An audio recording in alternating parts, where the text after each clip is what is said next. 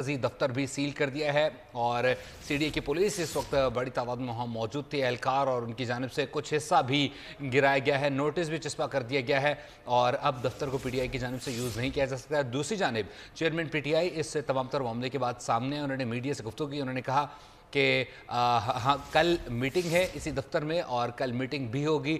अगर दफ्तर गिरा दिया गया तो यहीं पर मीटिंग भी अटेंड की जाएगी। उन्होंने कहा कि हम अदालत में जाकर स्टे ऑर्डर भी लेंगे। उन्होंने कहा कि तंग करने का मामला अब तक जारी है और ऐसा बिल्कुल नहीं हो सकता कि एक जानिब हमें ज़ोर ज़बरदस्ती से उठाया भी जाए, दूसरी जानिब बंदूक भी रखी जाए और मुज़ाकरात भी करने की कोशिश की जाए।